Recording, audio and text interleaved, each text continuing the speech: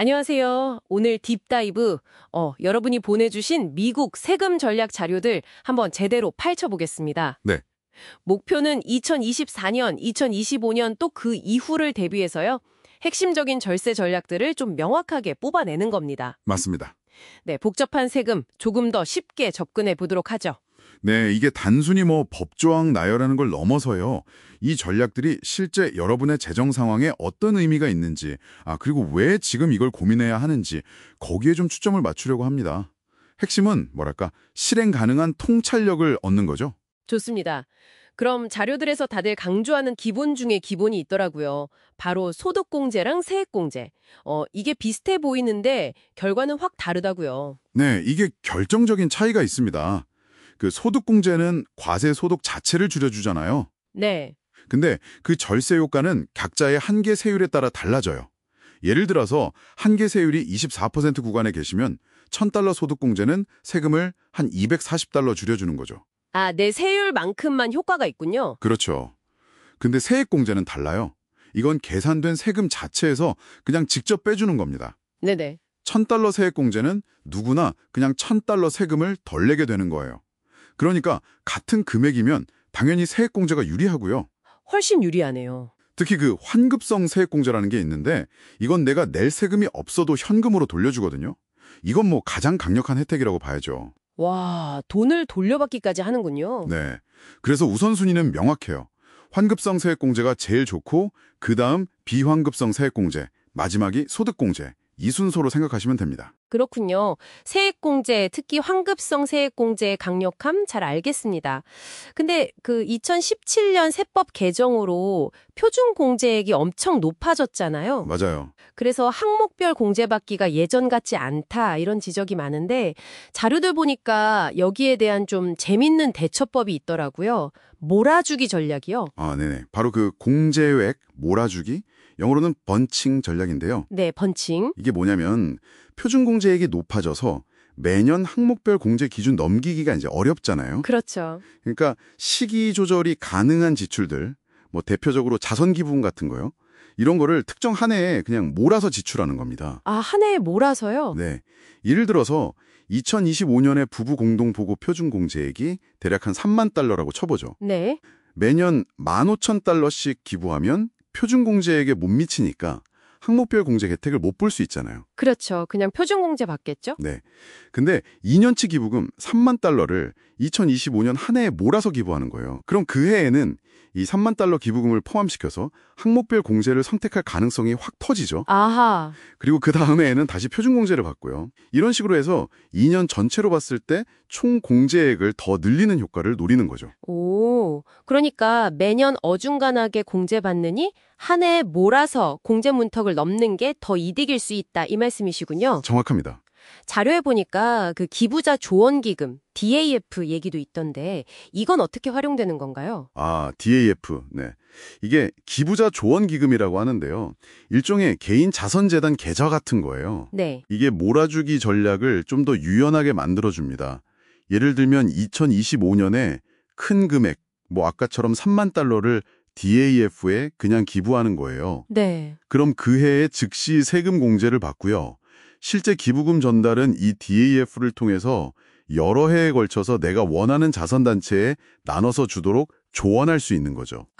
그러니까 세금 공제 시점이랑 실제 기부 시점을 분리할 수 있군요. 네, 바로 그겁니다. 그게 장점이죠. 이야, 이거 정말 영리한 방법인데요.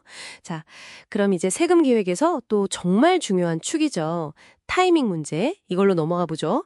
소득이나 비용 발생 시점을 조절하는 게 왜 중요하고 특히 지금 시점에 이게 더 강조되는 이유가 있을까요? 전통적인 세금 계획에서는 보통 어떻게 해야 하냐면 소득은 내년으로 미루고 비용은 올해로 당겨서 처리하는 전략을 많이 쓰죠. 네, 보통 그렇게 하죠. 당장의 세금 부담을 줄이거나 나중으로 미루는 효과가 있으니까요.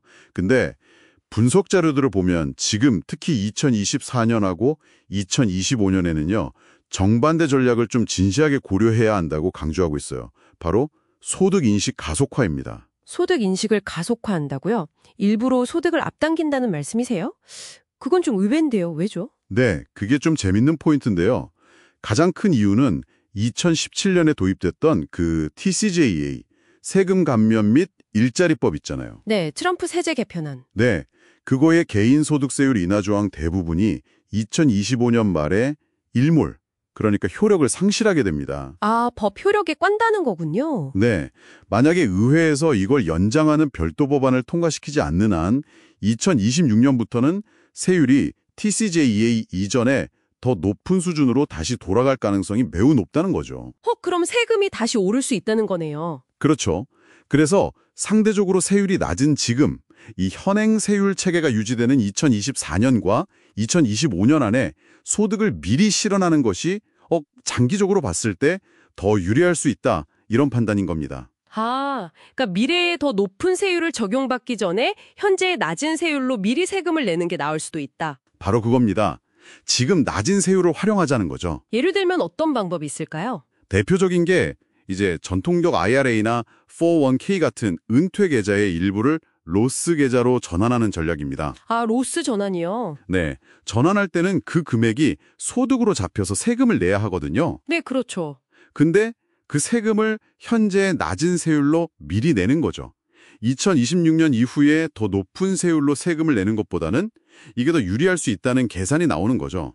물론 이건 뭐 개인의 예상 소득 흐름이나 세율 변화 예측에 따라서 신중하게 결정해야 할 문제입니다. 그렇군요. 개인 상황에 맞춰서 잘 따져봐야겠네요.